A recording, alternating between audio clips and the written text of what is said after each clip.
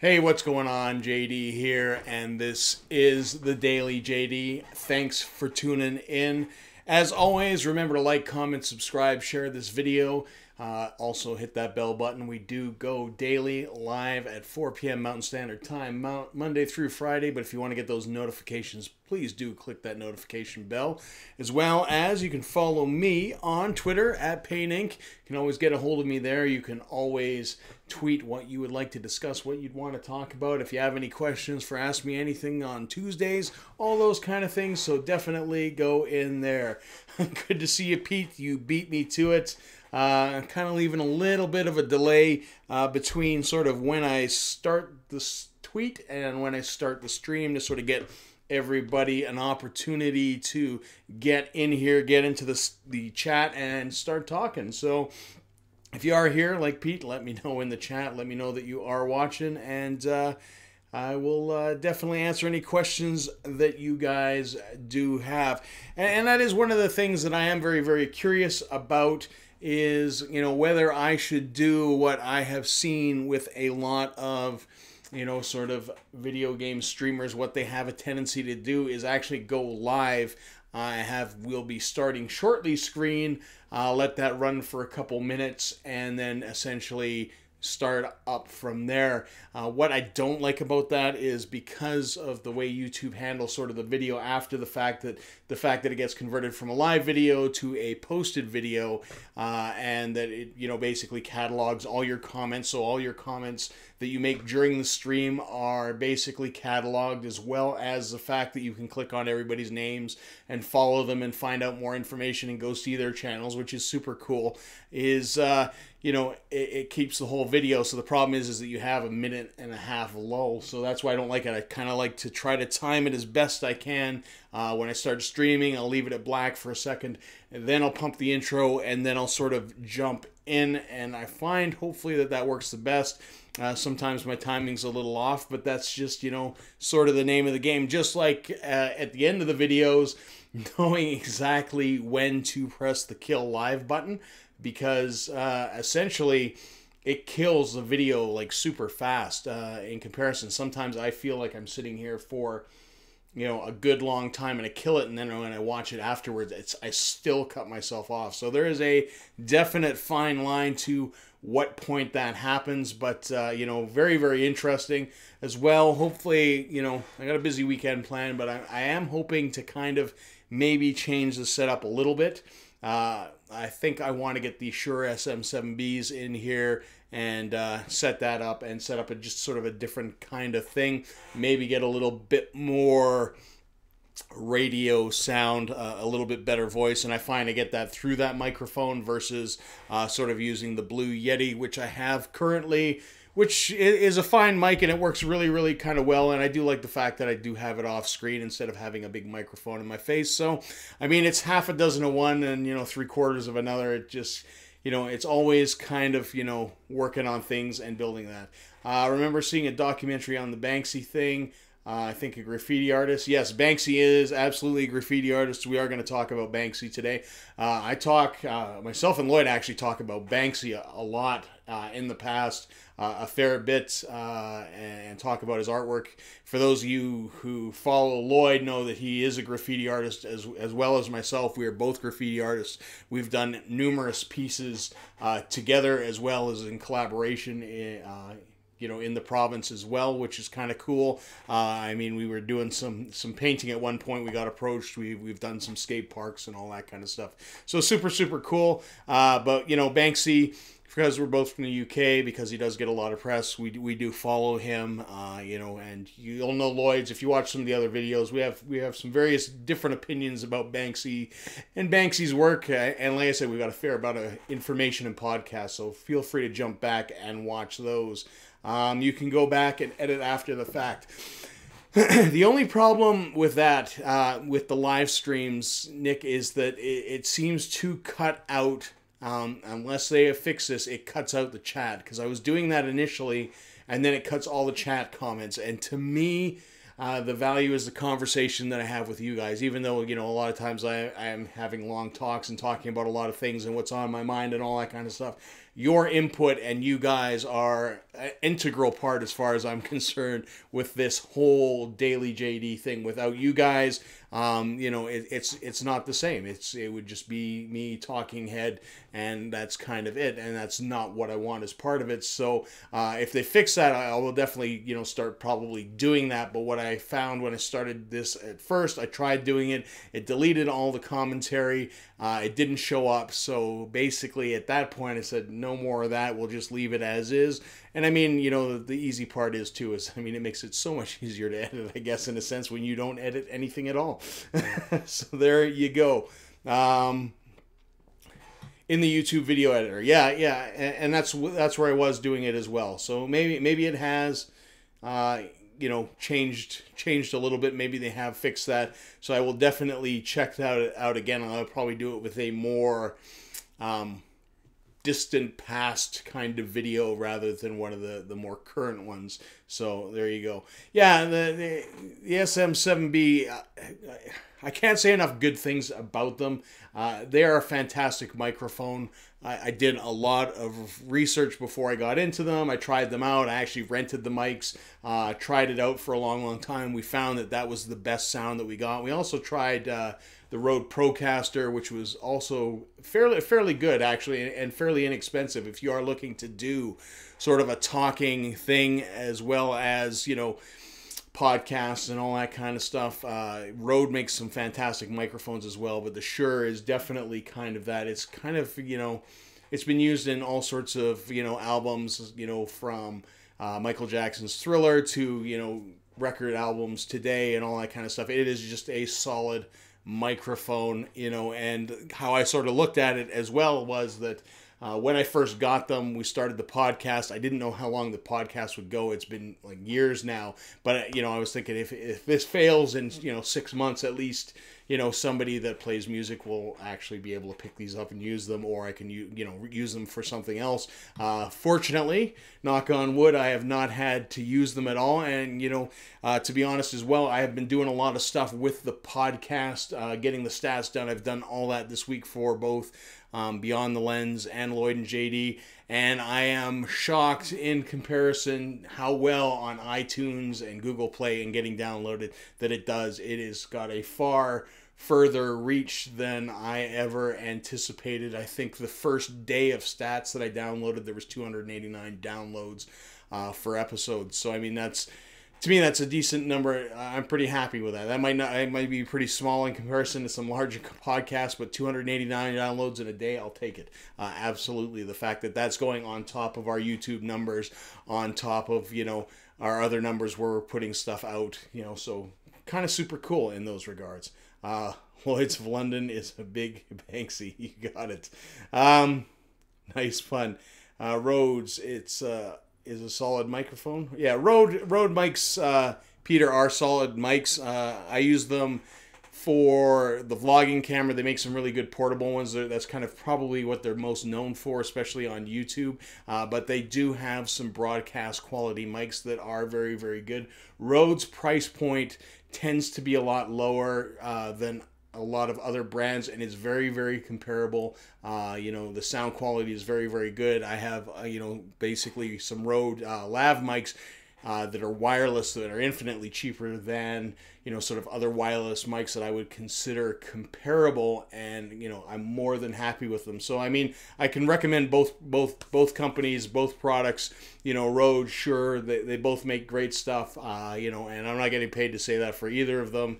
You know, I'm not paid to endorse these guys, but, you know, it's just stuff that I use and stuff that I like, and that's kind of how I go. I mean, somebody could come tomorrow and offer me a big microphone sponsorship and I'd have to use it. I probably wouldn't do it because I want to stick with those mics because I do like them that much, and they've been absolutely, absolutely fantastic. Not really a pun, more of a... Getting technical in the chat. I'm just going to totally leave that alone. So, just to remind you guys, because I kind of rambled on there for a few minutes, we are a Patreon supported stream, so if you do want to support us on Patreon, our link is in the chat there. It does help us out immensely. Even though we have the requirements to basically be YouTube partners, we are still on the outside looking in. Our numbers continue to grow, and thank you for all you guys that have subscribed in the last couple days. We saw a little bit of a spike. Thanks for everybody that's watching the videos, leaving comments, all that kind of stuff. Try to get back to everybody that leaves a comment on any of my videos, whether it be podcast, vlog, or otherwise, or even in the replays for the Daily JD. So thank you again for leaving your input, and thanks again to our Patreon supporters. Of course, that is Mr. Matt Mort, Nick Samurai Fingers, and of course Reviewee Mick Reviewface. All their links are below. You can check out their channels. They do have some fantastic videos, and they've got some pretty deep catalogs, these guys. So by all means, head over, check those guys out. They've got some great stuff for you to watch. So what do we have to talk about today? We got all sorts of stuff. So I'm going to talk about some stuff that I've seen today that I thought was pretty cool. Number one was I'm a huge fan of the film The Lost Boys. I'm also a huge fan of their soundtrack.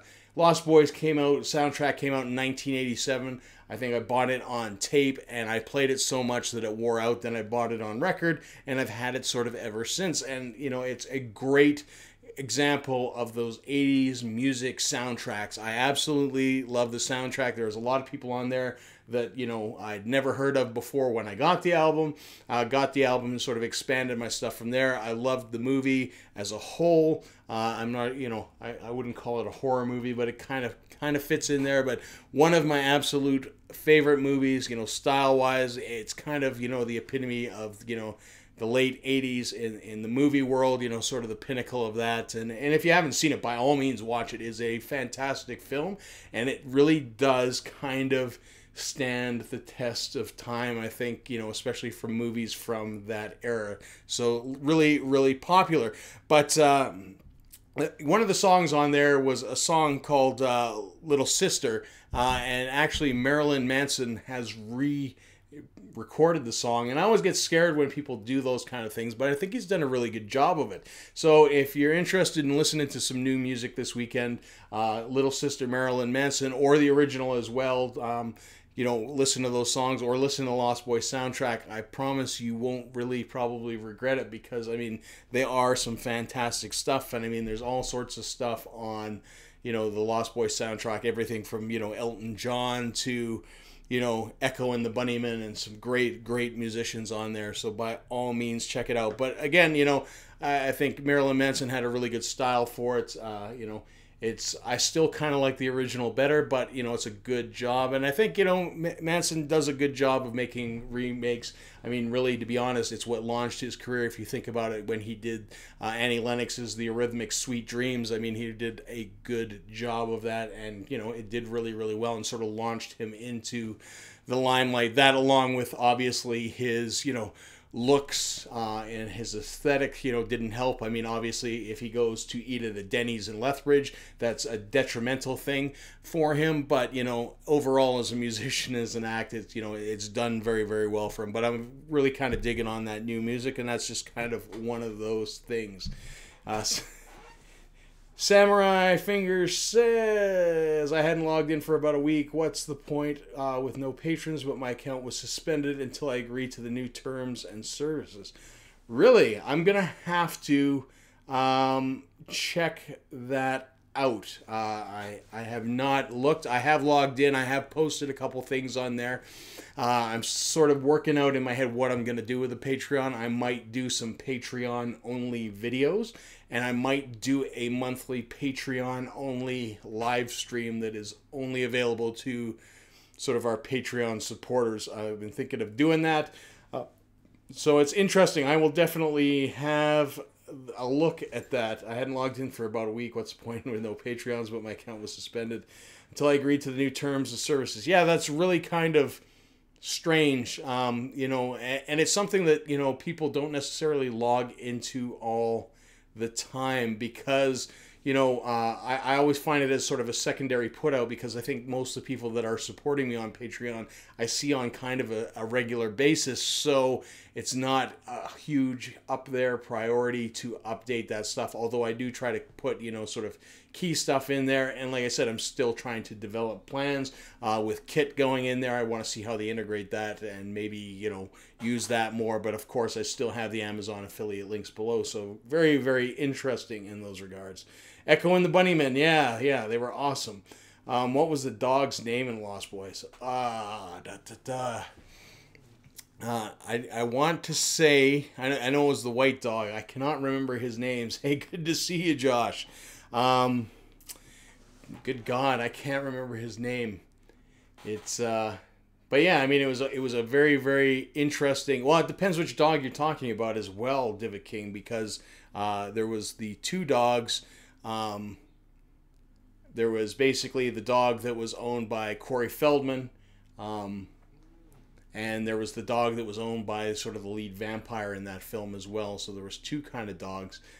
So very, very interesting. One was protecting one while he slept. The other one was protecting him, obviously. Otherwise, Nanook, there you go. Perfect.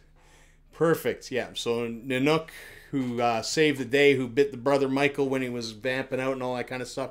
Like I said, that film for me, The Lost Boys, it was one of those great, kind of films that, sort of, it brought everything that I loved together at the time. I liked, kind of the darker look. I loved the horror aspect. I loved the musical aspect. I liked the comedy aspect. It was all kind of, tongue-in-cheek a little bit. A fantastic film. The more I talk about it, the more I kind of want to watch it again this weekend while I'm doing stuff. But I do have a super, super busy weekend. That being said, if you have nothing to do tomorrow, we do have the Rec Room Hangout. Starting at noon, so we'll be at the Rec Room. I'm just going to be at the poutine bar. I'm going to order a beer. I'm going to basically order a poutine, and I'm going to hang out there and hopefully see a bunch of people show up, and hopefully you will be there. Hang out, eat some poutine, drink some beer, and then whatever the day does from there will be super awesome. I am sure it looks like there is a few people coming, which is kind of nice. And, it's kind of weird. It's the community continues to grow. I think it's super awesome. I know that, this is just sort of piggybacking on, the YYC Tube event that was supposed to happen there. But, I mean, it's all good, the fact that, all these tubers are going to get together and do that kind of stuff. And it's funny, it's such a small world that, for myself, and I'm just speaking from experience, and hopefully, ultimately at the end of the day, you have a similar or even better experience than I do with the community. In the last little while, I have seen so many people. I'm just running into people at random. I am doing more things with, more tubers, as well, like going out and doing stuff. For example, last night, went to a movie with Josh WRB. Went and saw Tag, and if you haven't seen it, he's done a movie review on that. All those associations come through the community. When we were standing out just chit-chatting, I ran into Alex, who's a vlogger as well, who just happened to be at the same movie theater, as well as, just kind of running into people sort of all over the place. So, I mean, it's super cool. I know there's some new people that I've never met before, never seen before, that are apparently coming to this thing, so I'm super excited that, it continues to grow and grow and grow, and, it's just a matter of sort of getting out there and, again, we talked about it earlier in the week, sort of getting out of, your own sort of introverted shell and, making those kind of associations. I also met Clayton last night, who's also a YouTuber. He did the marijuana education videos, which was super cool as well. So, I mean, like I said, I mean, it's just funny how, things just continue kind of to grow. And I think these events, that the YYC Tube community puts on are absolutely fantastic for doing that. If you are here and you haven't been to those forums, by all means on Facebook, it's Calgary Video Creators. Check that out. Get in there. Get involved. When they have the bigger meetings with the board members and all that kind of stuff, by all means get involved with that. I mean, there's opportunities for you to work on the board, do things, be involved and all that kind of stuff. So, I mean, and it's all good. It's all for the benefit of everybody sort of involved. And as the community grows, I mean, it's obviously, going to benefit everybody and help bringing some notice to, everybody as individuals. So super, super cool. Da, da, da. Don't know why I posted.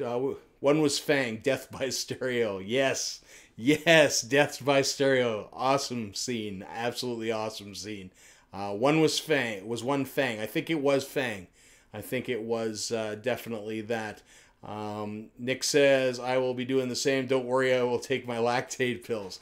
Yeah, I feel for you, man. The lactose intolerant thing, not good.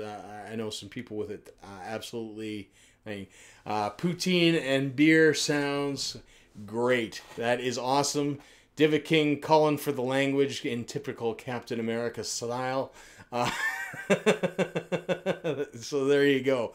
Divot fancies himself, I think, as Captain America. I think that's all that is. But yeah, poutine and beer is fucking great. So there we go. There you go. So hopefully I will see you all tomorrow. I know that I'm excited about it. Like I said, I had planned to do something that Saturday anyways, and you know, I think it'll be a good time. Hopefully I will be wide awake by that time, because tonight I am photographing Helix, Killer Dwarfs, and Kickaxe. If you are under the age of, I would say, 40, chances are you probably have never heard of any of those bands. Or if you have, you know your Canadian metal really, really well. So super excited to see those guys. I'm super excited to see Brian Vollmer, who is the lead singer of Helix. I've been a fan of his forever. I have vinyl records like right beside me of Helix. You know, it's always good. They've been around, you know, even before they were a band before, you know, sort of I was even super into music. You know, I think they started in '73, so well before I ever emigrated to the country. But you know, I'm a big fan of their stuff. I'm excited to see them. I saw them a few years ago, and excited to photograph them again, because you know, it's when you get to see people that you've, you know, sort of idolized throughout the years and get to work and do work with them, it's absolutely fantastic. And of course, I'm not allowed to fanboy out, so you know, so hopefully it'll be a fantastic night. Hopefully I will be spry in the morning, but I will definitely be there at noon, and hopefully you guys will be there at noon as well. Hey, good to see you, Resmouse. What's going on? Well, we're just talking about a whole bunch of stuff. I haven't even got to the Banksy stuff yet. We're just talking about the meetup tomorrow at the Rec Room at noon, where a bunch of YouTubers are getting together. So if you're interested, come on down, grab some poutine with us, grab a beer with us, all that kind of good stuff. It will be a good, fun time. I think at least at this juncture, there's like 6 to 8 people that are showing up. So I think it'll be a good time. It might be bigger than I ever expected. So we're just going to meet at the poutine bar, all that kind of good stuff. Have the 7 words you can't say on television migrated over to YouTube yet? YouTube is, you know, they definitely do have a language clause, so you do have to be careful with that kind of stuff, especially with frequency. You can get videos flagged for it, depending on how it goes. You know, they're looking more for vulgar content, but I mean, it all depends. You know, it's in the eye of the beholder. I mean, if you're dropping F-bombs sometimes, like we do a little, probably too much, you know, you could probably definitely get flagged for that. I mean, on the Daily JD, it's not so bad. I know Lloyd and JD, we definitely have you know, we should have a swear count sometimes, especially in the younger episodes. It was much different. You know, we've kind of evolved over time. I don't know if, you know, the fact that Lloyd, you know, in the middle of our filming, sort of from when we started to now, sort of in the middle of that he had his baby girl. I don't know if that changed that and made him a little bit more PG, knowing that at some point she might watch them. But I mean, you know, for me, it's a language thing. It's whatever, you know. It doesn't bother me in the slightest. But yeah, some of those rules have definitely come over. Somebody could flag your video for that, absolutely. JD is about to spin the wheel just for fun and watch me win nothing. Well, I mean, we will get to that point. We will spin the wheel today. Like I said, we do have the Path Less Traveled album on there still. I am still trying to work on getting a few more prizes on there, so we will see how that's done. Nick says, yeah, Helix is super dated, but a fun, nostalgic show for sure. Yeah, I mean, it's, you know, it's going to be an older crowd, definitely. I've kind of been joking that I'm not sure if it's going to be a seated show or not. So I'm not sure if it's going to be a seated metal show or a standing metal show. It will just sort of depend. But I mean, all those guys in that sort of, you know, Helix, as well as even the Killer Dwarfs, who, you know, they've toured extensively. They toured and, you know, led off for Iron Maiden in Europe a few times. And, you know, all these guys, they've definitely done their time. Kick-Axe, who's from Saskatchewan, you know, they had their time in the limelight as well. And, I mean, obviously, you know, sort of original kind of Canadian metal bands. So I'm looking forward to it. Nick says, yeah, someone can certainly report video for bad language, I'm sure, if they want it to be a buzzkill.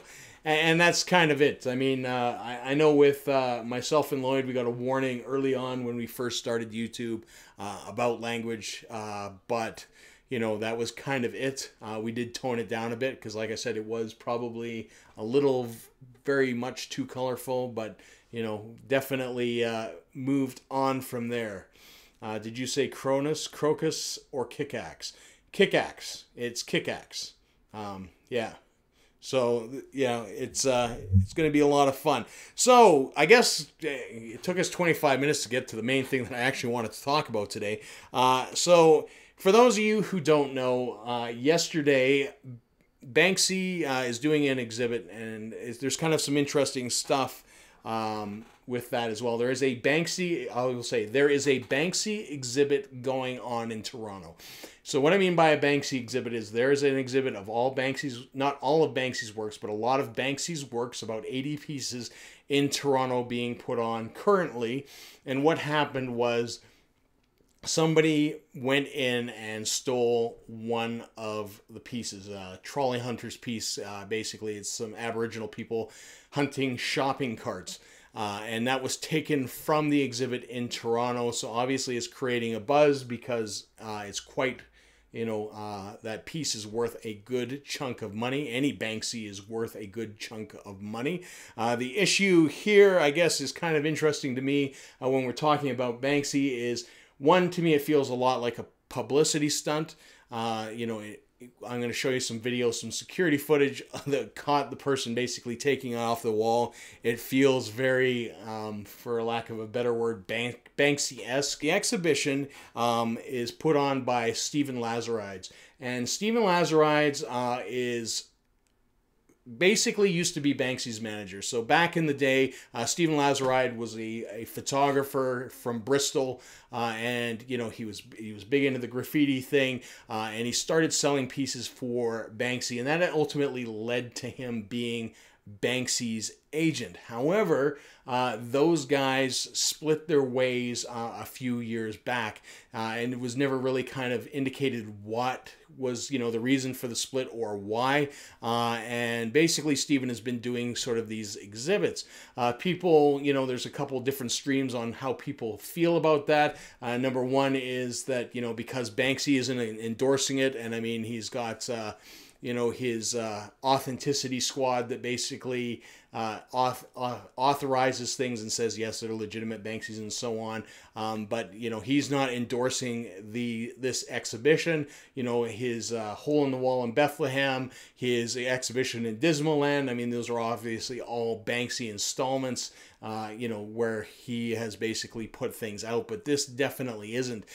So to me, it feels a lot like a publicity stunt. Again, it kind of reeks of Banksy. So there's kind of two ways. One, it's either a publicity stunt from the exhibitor, I think, to basically draw attention, because they're only in Toronto till July 11th. And I think tickets are somewhere around $40 to get into this exhibition. So, I mean, quite a bit pricey to go in and see Banksy's artwork, as well as it might be a publicity stunt in the sense that maybe Banksy has stolen back a piece of his artwork, because a lot of these are from private collections. You can buy Banksy's out there. You know, he has had prints, limited run prints. People have done some weird stuff as well. If you followed his sort of endeavors in New York when he was putting up a lot of the artwork that was there, people were going around and doing things like cutting walls down, taking doors, and, you know, basically big slabs of concrete to basically get these Banksys so they could sell them and reproduce them. Some of the biggest winners in his sort of trip to New York were the people that bought I think it was for about 10 or 20 bucks, canvas pieces which were actual Banksys from a street vendor, which was really, really kind of entertaining. So there you go. So it's kind of interesting. So I'll show you that that clip right now. And so you can see the individual just kind of comes in through the back door. I would kind of find it amusing if it was actually through the gift shop. If you have not seen Exit Through the Gift Shop, I do recommend it as a view. Just how he kind of walks in, the fact that there is multiple cameras, you know, the way he's got his face covered, you know, it just kind of reeks of Banksy. And he walks over to the wall, grabs it off, and then he's out of there as quick as he can, you know, probably, you know, pun intended, exiting through the gift shop, which is the name of the Banksy documentary. It's kind of a Banksy documentary, but it's kind of not a Banksy documentary. You know, you definitely have to watch it. It is kind of entertaining, you know, but again, you know, interesting that it's been stolen. If it's in fact been stolen, it's kind of crazy. But, you know, like I said, I have my suspicions that it's more a publicity stunt because it got a ton and ton of press. Samurai Fingers, the word exhibit sounds funny. To me, always enjoyed it. Performance art and publicity, absolutely. Pretty good skip there. Glitch in the Matrix. Publicity for sure, Josh says. Art world wise, what did you think of Damien Hirst's treasures from the wreck of Unbelievable? I have not actually looked at that at all. Exit Through the Gift Shop was good. Yeah, it was a fantastic films. You know, in terms of Banksy films, and there's a few out there. There's another one where basically a guy restores a Banksy that it was a what we would call like a paste up. He basically takes it and puts it together, and he tries it. It's called selling a Banksy. The whole process he went through to try to sell his Banksy piece. He basically restores it, all that kind of stuff, pulls all the paper off, basically a train overhang. So some very, very cool kind of videos, but you know, as far as I'm concerned, it's interesting because it brings Banksy back into the news. We haven't talked about him for a while. I mean, the last time I talked to him about him was when we were talking about his identity. And again, I'm not going to get super into that. You can watch those videos if you're interested to know who Banksy actually is, because it's pretty bang on. You know, I think that Lloyd and I have basically narrowed it down to who it is, and so is the rest of the world. So, but, you know, again, you know, my thoughts on that. If you want to remain anonymous, you know, by all means, remain anonymous. I mean, I will always refer to him as Banksy. I do enjoy his work, and, you know, I do find it entertaining. I would kind of like to see his exhibit, but like I said, you know, there's kind of a divide there. The fact there's a lot of people very upset that it's not endorsed by Banksy, and the fact that none of this money is apparently going to Banksy, so it's kind of like, why are you doing it? It's going to all these private collectors that have collected these pieces legitimately or otherwise. So, all very, very incy. So who is Banksy then?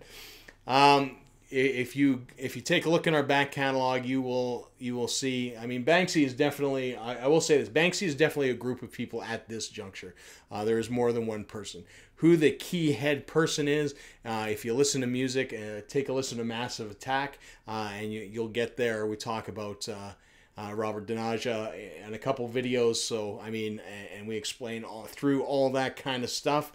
So there you go. In your mind, Prince Harry. Yeah, it's Prince Harry. Banksy is Prince Harry. So that's pretty much all I have for you guys. We have the business of the wheel. We will spin the wheel today. So if you are here, throw here in the comments and we will spin that for you. Again, appreciate all the support, you guys tuning in, all that kind of stuff. I hope to see a good chunk of you guys tomorrow. It'll be good to just hang out, have a beer, and talk about whatever. You know, you guys want to talk about, play some video games, race some Mario Kart, I don't even know. Like maybe head over to Speeders afterwards and raid that place and, you know, rip around the track. Who knows? Who knows? So we will take it from there. So again, just throw here in the comments, and we will let you spin the wheel. Diva King, I'll let Josh win today. I would say I will be very surprised if anybody wins today, because I think I've taken it off, so I think there's only one slot on the wheel. There should only be one slot because I only have the one prize currently, and we will go, from there. So, like I said, other than that, you missed the comment earlier, but check out both of these docs. Very good. Tim's Verrier actual documentary and Damien Hirst one. Okay, perfect. I will do that. I do like documentaries, and I've been trying to watch a few more because I am in the process of filming one, and just for stylistic purposes, I kind of, like to see what other people have done in that genre, to just sort of fuel my fire and all that kind of stuff. So we shall see. I said here right when I got here. That's good enough. So we'll give it to Josh. I think that's fair. We'll throw the wheel up. There is 2 prizes. One, the Hello Fresh does not exist. I obviously forgot to take it off. So best of luck. It will be the red square that wins. And that is it.